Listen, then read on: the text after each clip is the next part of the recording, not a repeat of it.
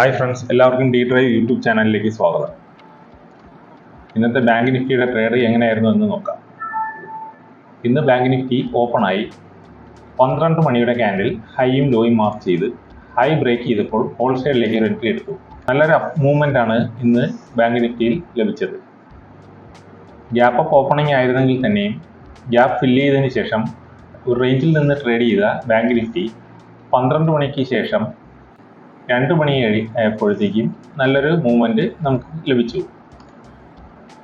നാളത്തെ bank Nifty 12 മണിയുടെ candle തന്നെയാണ് ഹൈയും ലോയും മാർക്ക് ചെയ്ത് നാളെ ട്രേഡ് സെറ്റ് ചെയ്യാം.